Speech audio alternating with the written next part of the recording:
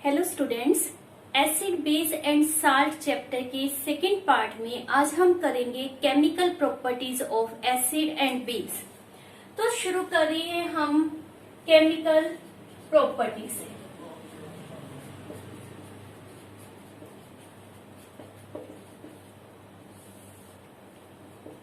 और ये भी हम कंपैरिजन बेसिस के ऊपर ही करेंगे ताकि हमें याद रह सके, जैसे हमने पहले इनके डेफिनेशन में किया था। तो acid when react with metal it form salt and produce hydrogen gas. इसी तरह से बेस जब भी किसी मेटल से रिएक्ट करता है तो ये भी क्या बनाता है, salt and hydrogen gas produce करता है। चेक करते हैं। लेट्स सपोज हमने जिंक मेटल ली है और एसिड हमने ले लिया लेड H2SO4। तो बहुत सिंपल है, ये दोनों आपस में रिएक्ट करेंगे, zinc sulphate hydrogen gas produce होगी। इसी वे से आप किसी भी और मेटल की एग्जांपल ले सकते हो और उनका भी रिएक्शन करवा सकते हो। Let's suppose magnesium acid change कर लेते हैं, तो there is form MgCl2। Y Cl2? क्योंकि मैग्नीशियम की वैलेंसी 2 होती है and hydrogen gas will produce. तो इसी तरह से iron react with HCl, iron की वैलेंसी 2 और 3 दोनों पाई जाती है। यहाँ पर हम FeCl2 बना रहे हैं, तो यहाँ पर 2 आ जाएगा, H2 गैस प्रोड्यूस होगी। जिंक, मैग्नीशियम, आयरन ये रिएक्टिव मेटल होती हैं। रिएक्टिविटी सीरीज में इनकी जो पोजीशन है वो हाइड्रोजन से ऊपर पाई जाती है, लेकिन कॉपर, सिल्वर, गोल्ड, प्लेटिनम इनकी पोजीशन आपको पता है हाइड्रोजन से नीचे पाई जाती है इन द रिएक्टिविटी सीरीज। आपको उसके एलिमेंट आई थिंक नोन ही होंगे। मैं यहाँ पर कुछ एलिमेंट्स रेफर कर रही हूं। तो आप देख रहे हो कि जिनकी पोजीशन हाइड्रोजन से ऊपर पाई जाती है वो तो हाइड्रोजन को रिप्लेस करेंगे एसिड से, जिनकी पोजीशन हाइड्रोजन से नीचे है वो रिप्लेस नहीं करते। तो इफ मेटल कॉपर हुई, उसको आप HCl या सल्फ्यूरिक एसिड किसी से भी रिएक्शन दे रही हो तो देयर इज नो रिएक्शन। ये आपने माइंड में रखना है। आपसे क्वेश्चन भी पूछ सकते हैं कि let zinc gives the reaction while copper does not gives the reaction, what's the reason behind that. तो आप explain on the basis of reactivity series कर सकते हो। इसी तरह से बेस NaOH ले लेते हैं, उसका रिएक्शन हम जिंक से करेंगे।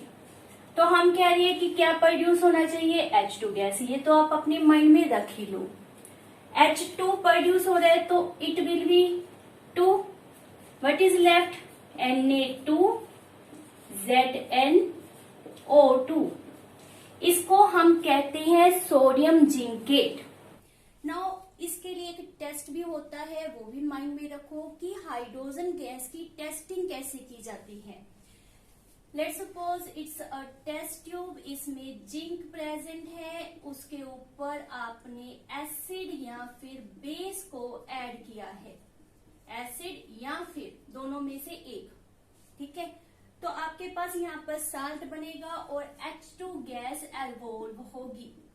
इस H2 गैस के पास आप कोई बर्निंग कैंडल ले आओ या फिर जलती हुई माचिस की तिल्ली ले आओ।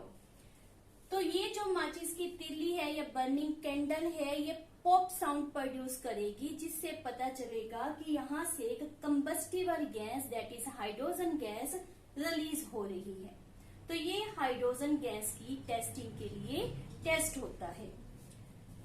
नेक्स्ट है how acid react with metal carbonate या फिर मेटल बाइकार्बोनेट। तो दोनों ही केसेस में आपने याद रखना है कि सॉल्ट बनेगा, वाटर, और यहां पर जो गैस बनेगी दैट इज CO2। इसका भी हम रिएक्शन लिख के देख लेते हैं। एसिड, लेट सपोज मैंने ले लिया H2SO4 और मेटल कार्बोनेट ले लिया Na2CO3। तो रिएक्शन किस तरह से होता है, ये दो लास्ट वालों का रिएक्शन करवाएंगे। Na2SO4, इस H2 को ये ऑक्सीजन दे दी, प्लस क्या आ गया CO2 gas. Metal hydrogen carbonate है लेट, उसका भी हम HCl ले लेते हैं, HCl से रिएक्शन करवा देते हैं। तो ये दोनों आपस में रिएक्ट करेंगे। आप चाहे H2SO4 से रिएक्शन करवा दो, that is also quite simple. Next H2O and CO2। तो देख रहे हो वेदर कार्बोनेट है या फिर बाइकार्बोनेट है, आपके पास कौन सी गैस बाहर निकलेगी, इस केस में CO2 गैस।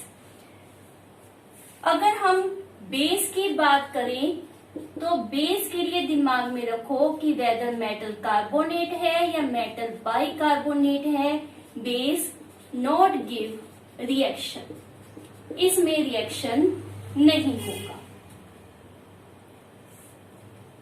अब कार्बन डाइऑक्साइड के लिए भी कोई ना कोई टेस्ट होना चाहिए, तो उसके टेस्ट को हमने याद रखना है, दैट इज इम्पोर्टेंट। मैं यहीं पर इसका कर देती हूं,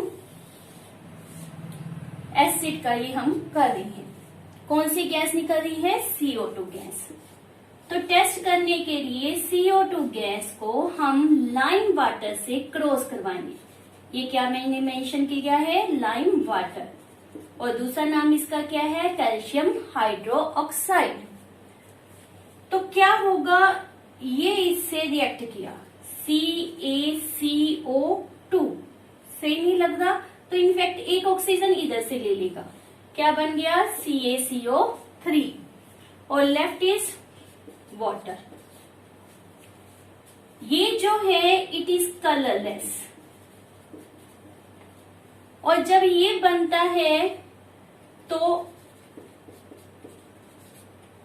कलर प्रोड्यूस हो जाता है। इसका कलर जो है वो चेंज हो जाएगा और वो क्या अपीयर करेगा, मिल्कीनेस। तो कलरलेस से मिल्की आ जाना, दूधिया, समझ रहे हो, व्हाइट कलरेशन आ जानी, उसको हम क्या रेफर कर रहे हैं, it is confirmation test for CO2। एक बात और माइंड में रखो कि अगर कर इसमें से ज्यादा मात्रा में CO2 गैस को क्रॉस करवाया जाए, ये बन चुका है। अब इसमें ज्यादा और ज्यादा CO2 गैस हम क्रॉस करवाए जा रहे हैं, तो जब CO2 की मात्रा ज्यादा हो जाती है तो क्या होता है, Ca, ये H है, और CO,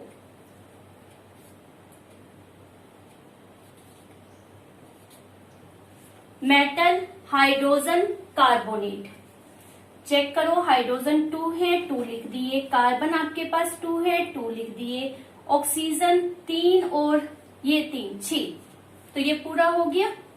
ये जो मेटल हाइड्रोजन कार्बोनेट या कैल्शियम हाइड्रोजन कार्बोनेट बना, इट इज अगेन कलरलेस। तो जो मिल्कीनेस आई थी, दूधिया कलर बना था, दैट गेट रिमूव, ये दोबारा से कलरलेस हो जाएगा। तो दिमाग में रखो कि हमने एक सफिशिएंट अमाउंट ही लाइम वाटर से क्रॉस करवानी है ताकि हमारे पास कंफर्मेशन टेस्ट आ सके। तो ये दो केमिकल प्रॉपर्टीज आपने देख ली। नेक्स्ट हम प्रॉपर्टी कर रहे हैं हाउ एसिड और बेस रिएक्ट विद ऑक्साइड। तो ऑक्साइड दो तरह के होते हैं, एक होते हैं मेटल ऑक्साइड और दूसरे होते हैं नॉन मेटल ऑक्साइड। ये अपने दिमाग में रखना है कि जो मेटल ऑक्साइड होते हैं वो बेसिक नेचर के होते हैं। बेसिक जो है वही एसिड से रिएक्ट करेगा, इसलिए मेटल ऑक्साइड का आपने रिएक्शन देना है एसिड के साथ, और बेस का रिएक्शन आप दोगे नॉन मेटल ऑक्साइड के साथ। नॉन मेटल ऑक्साइड का नेचर कौन सा होता है? एसिडिक। रिएक्शन लिखकर ही देख लेते हैं हम। कोई भी एसिड ले लेते हैं, कोई भी मेटल ऑक्साइड ले लेते हैं, तो हमारे पास क्या बनेगा? CaCl2। और क्या प्रोड्यूस हो रहा है साथ में? वाटर। तो ये वैसे ही है जैसे acid react with base to form salt and water. तो क्या बन रहा है हमारे पास? Salt and water. Similarly base कोई भी ले लो, नॉन मेटल ऑक्साइड, आपको पता है कोल्ड ड्रिंक्स में कौन सी गैस होती है? दैट इज CO2, और उसका नेचर क्या होता है? एसिडिक। अर्नियस ने ये कंसेप्ट नहीं दी थी कि ये जो ऑक्साइड है ये एसिडिक होते हैं, बिकॉज इसमें तो H नहीं है। तो हमारे पास, आपको पहले भी बताया है, लुईस साइंटिस्ट थे, उन्होंने CO2 के एसिडिक नेचर को प्रूव किया था। तो ज्यादा डिटेल नहीं लेंगे हम। ये इसके साथ रिएक्ट करेगा टू फॉर्म सॉल्ट। तो सॉल्ट कौन सा बनेगा? दैट इज Na2CO3, और साथ में क्या प्रोड्यूस होगा? वाटर।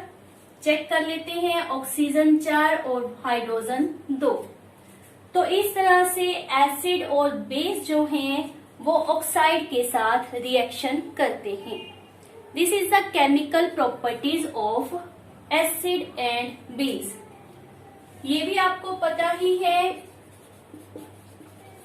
एक रिएक्शन होता है दैट इज न्यूट्रलाइजेशन। उसमें हमने डायरेक्ट एसिड को बेस से रिएक्ट करना होता है। जैसे यहाँ पर तो हमने एसिड और बेस के लिए क्या लिया था? Metal oxide. वो भी न्यूट्रलाइजेशन रिएक्शन ही है, लेकिन यहाँ पर हम डायरेक्ट एसिड और बेस का रिएक्शन दे रहे हैं to form salt and water. Like HCl react with NaOH gives what? Salt, और साथ में क्या बनेगा? वाटर। इस प्रोसेस को हम क्या कहते हैं? न्यूट्रलाइजेशन। डेफिनेशन भी यहीं से बन गई। When acid react with base to form salt and water, that is called neutralization. In fact जितने भी न्यूट्रलाइजेशन रिएक्शन होते हैं उनमें मेन कॉमन क्या होता है? That is water. And how it is formed? When acid release H positive and that combine with the hydroxide ion produced by base. तो ये भी न्यूट्रलाइजेशन की एक डेफिनेशन है कि एसिड का H पॉजिटिव या बेस के OH नेगेटिव के साथ कंबाइन करता है, तो that reaction is called as neutralisation reaction. एक और बात माइंड में रखो, ये हमसे क्वेश्चन पूछा जाता है, what is the difference between base and alkali. Normally तो इन दोनों टर्म्स को ही हम इकट्ठे यूज करते हैं विदाउट एनी डिस्टिंक्शन, बट थोड़ा सा इनमें डिफरेंस होता है। बेस दो टाइप के होते हैं, water soluble and water insoluble. Mostly तो जितने भी बेस हैं वो वाटर में सोल्यूबल होते हैं। अगर बेस वाटर में सोल्यूबल हो तो हम उसको नाम देंगे अल्कली का, और अगर ना हो तो वो बेस है, वो अल्कली नहीं कहलाएगा। Let calcium oxide, magnesium oxide, तो ये जो बेसिक ऑक्साइड हैं ये वाटर में सोल्यूबल होते हैं, तो इनको हम नाम क्या देंगे? अल्कली। लेकिन कॉपर ऑक्साइड एक ऐसा बेस है जो वाटर में सोल्यूबल नहीं होता, तो it is just base not called as alkali. It means all the alkalis are base. All the alkalis are base, but all the base are not alkali. ये आप अपने माइंड में रखना है. नेक्स्ट हमारे पास mixing of acid and water करते समय किस चीज का ध्यान रखना चाहिए, ये नॉर्मली क्वेश्चन पुट किया जाता है. तो बेटा जी, जो एसिड और वाटर का रिएक्शन है उसमें बहुत ज्यादा हीट रिलीज होती है.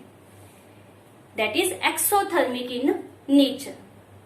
तो हमने क्या कोशिश करनी होती है कि हीट कम से कम प्रोड्यूस हो, क्योंकि अगर एकदम से ज्यादा हीट प्रोड्यूस हुई तो ये हो सकता है कि एसिड टेस्ट ट्यूब से या जो भी बीकर में आप प्रोसेस कर रहे हो उससे बाहर निकल आए, आपकी स्किन के ऊपर पड़े, स्किन को बर्न कर दे, या any other accident can be occur. तो इफ एसिड टेस्ट ट्यूब में लिया गया है, मतलब ज्यादा मात्रा में है, हाई अमाउंट में है, उसमें वाटर ऐड करोगे, ये पहले हमारे पास टेस्ट ट्यूब में है और हमने उसमें वाटर ऐड किया, तो मेन वर्किंग तो एसिड की है. तो रिजल्ट क्या होगा? High exothermic reaction, high heat production.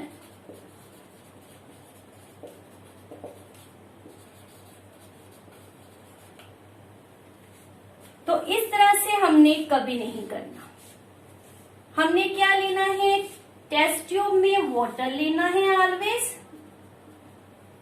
और एसिड को बड़ी little drop wise drop along the sides of the test tube add करना है, ताकि वो धीरे धीरे जाए, लिटल लिटल करके हीट रिलीज हो, एकदम से ज्यादा एक्सोथर्मिक रिएक्शन ना हो. जो वाटर है अगर वो ज्यादा अमाउंट में हुआ, एसिड कम ऐड हो रहा है उसमें, तो एक्सोथर्मिक प्रोसेस स्लो होगी, हीट कम रिलीज होगी. So it is always guided to you कि वाटर में एसिड ऐड करना है, एसिड में वाटर ऐड कभी नहीं करना है. It is harmful for us. इसके कारण डिफरेंट मेजर एक्सीडेंट्स हो सकते हैं. नेक्स्ट हमारे पास एक इम्पोर्टेंट टर्म है कि जब हम डिल्यूशन करते हैं, आपको पता ही है दो टर्म हमारे पास दी जाती हैं, कंसंट्रेशन एंड डिल्यूशन. डिल्यूशन का मतलब क्या होता है कि हमने दिए हुए एसिड में या बेस में पानी की मात्रा को बढ़ा देना है. तो अगर एसिड या बेस को डिल्यूट किया जाता है तो क्या इफेक्ट होता है on the concentration of H positive ion. What is effect on concentration of H positive ion on dilution? Very important question. ये आपने माइंड में रखना है, जो आपको समझाया जाएगा अभी. तो इस बीकर में कोई भी एसिड है, स्ट्रॉन्ग एसिड जो होता है वो पता है आपको पूरी तरह ब्रेकअप हो जाता है और ज्यादा मात्रा में H पॉजिटिव आयन को प्रोड्यूस करता है. तो इसके अंदर H पॉजिटिव आयन प्रेजेंट है. जब हमने इसमें वाटर डाल दिया तो पहले इसका वॉल्यूम इतना था, इसमें मान लेते हैं 10H प्रेजेंट है, और प्रेजेंट भी किस तरह से है कि पर centimetre cube 1 H positive present है. क्लियर? हम ये सपोज कर लेते हैं कि पर सेंटीमीटर क्यूब मतलब पर यूनिट वॉल्यूम कह देते हैं 1 H पॉजिटिव प्रेजेंट है. अब हमने वाटर डाल दिया तो अमाउंट इतने तक ले जाए, मीन्स ज्यादा हो गई मात्रा, एसिड मिक्स विथ वाटर, तो ये सारी जगह पर आ गया। तो जो ये 10 H पॉजिटिव थे वो यहां से ऊपर वाली स्पेस में भी चले जाएंगे, ठीक है ना। तो यहां पर मान लेते हैं 6 रह गए, 4 चले गए ऊपर। तो अब क्या 1 H पॉजिटिव 1 यूनिट वॉल्यूम में होगा? नहीं। क्यों? क्योंकि कुछ H पॉजिटिव ऊपर चले गए हैं। तो यहां पर लेट अब क्या केस हो जाएगा कि 2 सेंटीमीटर क्यूब में एक H पॉजिटिव प्रेजेंट हो, क्योंकि निचली साइड H की संख्या कम हो गई, वो सारी जगह कवर अप करने में लग गए। तो होगा क्या, पर यूनिट वॉल्यूम अब 0.5 हम रेफर कर सकते हैं कि H पॉजिटिव रह गया। तो पर यूनिट वॉल्यूम H पॉजिटिव की कंसंट्रेशन क्या हो गई? डिक्रीज। ये आपने माइंड में रखना है, H पॉजिटिव आयन कंसंट्रेशन पर यूनिट वॉल्यूम डिक्रीज हो जाती है ऑन डिल्यूशन। ओके, ये तो मैंने स्ट्रॉन्ग एसिड लिया था, लेट हम वीक एसिड ले लें।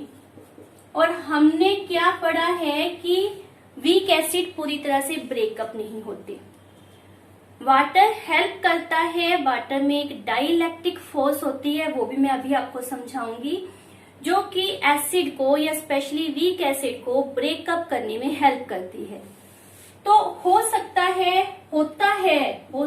होता है कि जब इसमें वीक एसिड में डिल्यूशन किया जाता है तो वीक एसिड ज्यादा टूटता है, H पॉजिटिव की संख्या इंक्रीज हो जाती है। आई सेड H पॉजिटिव की नंबर इंक्रीज हो गई। पहले मान लो वो 4 H प्रोड्यूस कर पाता था, अब ज्यादा उसके अंदर एसिड जो है वो ब्रेक होंगे, जितने एसिड है सारे के सारे ब्रेक हो गए, तो H की संख्या ज्यादा प्रोड्यूस हो जाएगी। पर सेम केस पर यूनिट वॉल्यूम H पॉजिटिव की जो संख्या है वो डिक्रीज होगी on dilution because of the same reason. Clear? H positive तो बढ़ सकता है in case of weak acid, लेकिन अगर पर यूनिट वॉल्यूम की बात कर रहे हैं तो H पॉजिटिव की कंसंट्रेशन डिक्रीज होगी। नेक्स्ट हम समझेंगे कि किस तरह से वाटर हेल्प करता है एसिड या बेस की ब्रेकिंग में। तो वाटर में माइंड में रखिए कि एक फोर्स होती है जिसको हम कहते हैं डाई इलेक्ट्रिक कांस्टेंट, और वो किसी भी सोल्यूशन के कंपैरिजन वाटर का सबसे ज्यादा होता है, दैट इज 81। ये वो फोर्स है जिसके द्वारा उसने एसिड या बेस को ब्रेकअप करना है। अब ये ब्रेक हो गए, एक पॉजिटिव आयन एक नेगेटिव आयन है, तो हमारे माइंड में आएगा एक पॉजिटिव एक नेगेटिव अट्रैक्ट ईच अदर, तो ये दोबारा ज्वाइन होकर बैक HCl बना सकते हैं। तो ऐसा वाटर के केस में नहीं होगा, बिकॉज वाटर किससे बना होता है? H2O। O के ऊपर पार्शियल नेगेटिव चार्ज होता है, ये आपने याद रखना है। यह वाटर जो है एक पोलर कंपाउंड है। पोलर का मतलब होता है इसमें 2 पोल होते हैं, एक पॉजिटिव जो H से बना है और दूसरा नेगेटिव। तो इसका जो नेगेटिव ऑक्सीजन है वो H को कवर अप कर लेगा, और इसी तरह से H of water cover up Cl because वो पॉजिटिवली चार्ज्ड है। तो ये कवर अप हो गया with the oxygen of water, ये कवर अप हो गया with the hydrogen of water. तो अब ये पॉजिटिव और नेगेटिव दोबारा नहीं जुड़ेंगे, सेपरेट रहेंगे, और acid H positive ion produce कर देता है और अपना एक्शन परफॉर्म कर सकता है। इट मीन्स अगर हमारे पास ये ओलंपियाड में क्वेश्चन पुट किया हुआ है, ड्राई HCl गैस है। Let this is a test tube, इसमें कुछ भी रिएक्शन किया जिसके द्वारा ड्राई HCl गैस प्रोड्यूस हुई, ठीक है। तो उसके ऊपर रख दिया गया है ब्लू लिटमस पेपर। एसिड का काम क्या होता है, दैट कन्वर्ट इनटू रेड। तो क्या ब्लू लिटमस पेपर रेड होगा इफ ड्राई HCl रिलीज हो रही है और जो लिटमस पेपर है वो भी आपका वेट नहीं है, ड्राई है। तो विदाउट वाटर ब्रेकिंग नहीं होती, ये हमने अभी भी पढ़ा है। तो यहां से जो HCl गैस निकलेगी वो ब्लू लिटमस पेपर को रेड नहीं करेगी। हाँ, अगर कर हमारा लिटमस पेपर जो है दैट इज वेट, तो क्या होगा, it will convert into the red colour. ये हमने माइंड में रखना है कि अर्नियस की कंसेप्ट में भी आपको यही कहा गया था, एक्वस मीडियम में ही एसिड या बेस अपना H पॉजिटिव या OH नेगेटिव रिलीज करते हैं, अपना एसिडिक या बेसिक नेचर परफॉर्म कर सकते हैं। तो water is necessary for production of H positive ion. एक बात और माइंड में रखो, समटाइम्स कंफ्यूजन क्रिएट कर देते हैं कि एसिड जो है वो H पॉजिटिव प्रोड्यूस करता है या H3O positive. H positive hydrogen ion,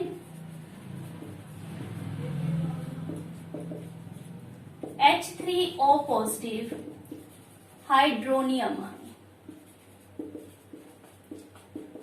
acid ने जो H प्रोड्यूस किया वो वाटर से कंबाइन हो गया, जिसके कारण उसने बना दिया H3O पॉजिटिव।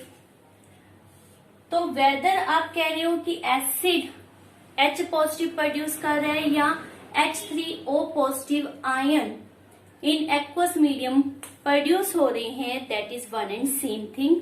दोनों ही एसिड के लिए यूज किए जाते हैं। एक और क्वेश्चन आपसे पूछा जाता है कि डिफरेंट वेजिटेबल या फ्रूट्स या मटेरियल दे दिए जाते हैं और पूछा जाता है इसमें कौन सा एसिड है, तो वो आपको याद होना चाहिए। लेट टमाटो, इसमें कौन सा एसिड होता है, 2 बार O है तो याद रखना ऑक्सैलिक एसिड।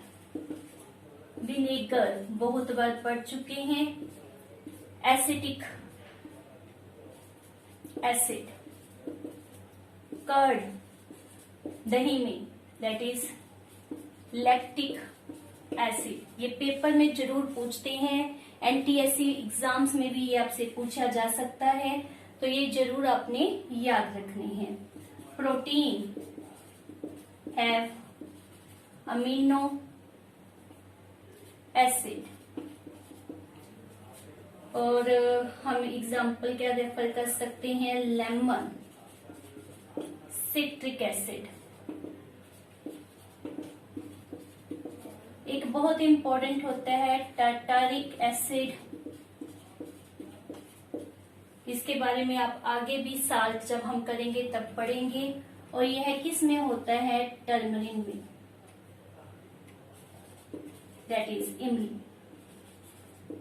उसका दूसरा नाम जो होता है वो इमली भी होता है। तो ये आपने याद रखने हैं, दीज आर इम्पोर्टेंट। इसके ऊपर आपसे क्वेश्चन भी पूछा जा सकता है, तो ये आप याद करोगे। Last our term is pH scale, बहुत इंपॉर्टेंट है। एसिड या बेस की स्ट्रेंथ को रिप्रेजेंट करने के लिए हमारे पास pH स्केल होता है। इस pH स्केल के ऊपर 0 से लेकर 17 तक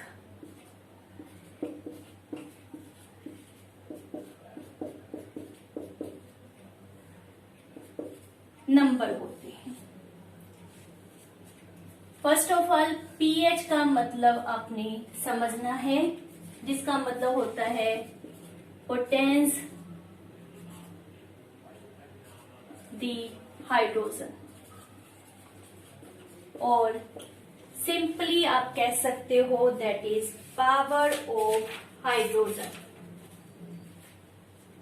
पावर ऑफ हाइड्रोजन का मतलब क्या है? नॉर्मली हमारे पास दे दिया जाता है कि जो एसिड है, लेट उसकी कंसंट्रेशन दे दी 0.1 molar, means 10⁻⁻1 molar. Let acid HCl है, तो वो बात कर रहे हैं कि H पॉजिटिव कितना है, 10⁻⁻1।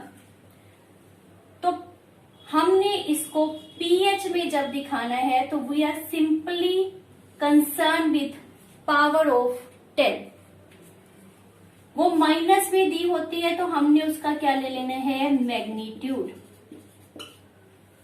Magnitude of the negative power to which raised to 10.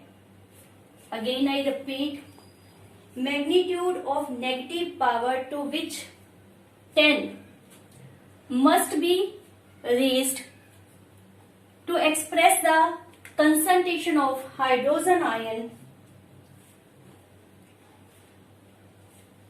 in mole per liter या in molarity. It means इसकी वैल्यू हमारे पास क्या आ जाएगी, 1। हमने क्या किया, इसकी वैल्यू को नेगेटिव थी उसका मैग्नीट्यूड निकाल लिया, विच बिकम 1। इस 10 को यूज नहीं करना होता, सिर्फ कंसर्न किससे होता है, पावर से। तो हमारे पास वैल्यू क्या आ जाएगी इसकी, 1। कोई और क्वेश्चन दे दिया जाए, लेट आपके पास रेफर कर दिया कि कंसंट्रेशन है 0.001, मीन्स 10⁻⁻3 आपके पास H पॉजिटिव है, तो pH क्या आएगा, आपने क्या करना है, इसका मैग्नीट्यूड निकालना है, सिर्फ पावर का। तो ये हमारे पास pH आ जाएगा।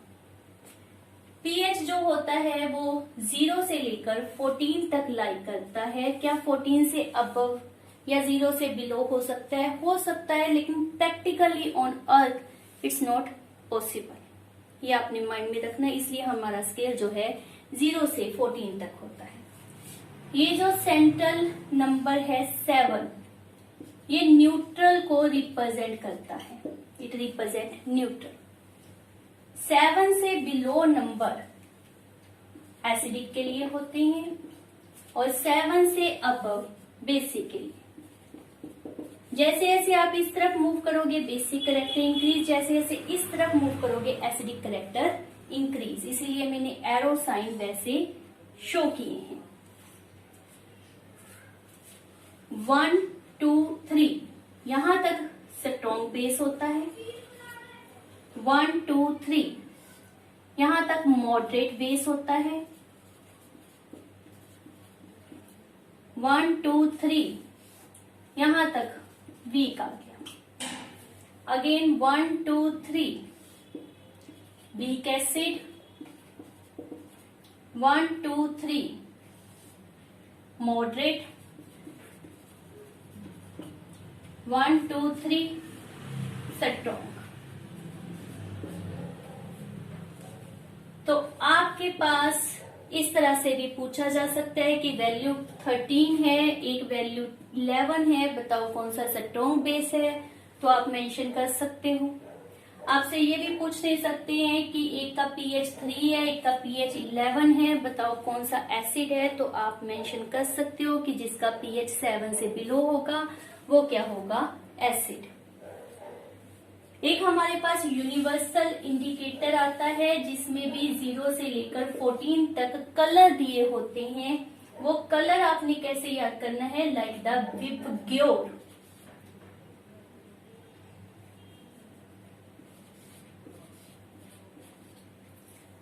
सेवन कलर विबग्योर में होते हैं। यहाँ पर हमारे पास 18 डब्बे बने होते हैं, पार्टीशन की होती है। तो हम ये सपोज करते हैं कि अप्रोक्सीमेट 2 पार्ट के लिए एक कलर होगा। प्रॉपर वॉयलेट कलर लास्ट के लिए होगा। यहाँ पर 13 के लिए क्या होगी, मिक्सिंग। 12 के लिए इंडिगो होगा और इसके लिए क्या हो सकता है, ब्लू की मिक्सिंग। उसी तरह 11 के लिए ब्लू होगा, यहाँ पर क्या हो सकती है, mixing with the green colour. तो इस तरह से आपके पास यूनिवर्सल इंडिकेटर में डिफरेंट कलर होते हैं, जिससे आपको पता चल सकता है कि दिया हुआ सब्सटेंस का एसिड है, बेस है, स्ट्रेंथ कितना है। लेट्स सपोज हमारे पास दिया गया मटेरियल है, उसमें हमने यूनिवर्सल इंडिकेटर को डिप किया, वॉयलेट कलर आ गया, तो कंफर्म हो रहा है कि वो इससे मैच करेगा और उसका बेसिक नेचर होगा और कितना होगा, pH 40। हमने उस यूनिवर्सल पेपर को इस कलर स्ट्रिप के पास लाकर चेक करना होता है, जिससे हमें पता चल जाता है किस डब्बे से वो कलर मैच कर रहा है और उस दिए हुए मटेरियल की एसिडिक या बेसिक स्ट्रेंथ कितनी है। वन टाइम पेपर में क्वेश्चन आया था कि उन्होंने कोई मटेरियल लिया, किस तरह से लिया, let equal volume of 5 milliliter of HCl is mixed with the equal volume of base। दोनों को मिक्स कर दिया, नेट जो सोल्यूशन फॉर्म हुआ उसके pH के लिए या उसके pH ने उसके कलर के लिए पूछा गया, pH भी पता चल जाएगा और कलर भी। 4 ऑप्शन उन्होंने हमारे पास दे दिए, red, violet, yellow, green, greenish yellow, या एक्चुअल था येलोइश ग्रीन जो क्वेश्चन था, कैसे भी लिख सकते हैं। तो अब रेड होता है एसिड के लिए। पहले तो इसको देखो, एसिड और बेस मिलकर साल्ट और वाटर बनाएंगे, न्यूट्रलाइज हो गया तो उसका pH कितना होना चाहिए, अप्रोक्सीमेट 7।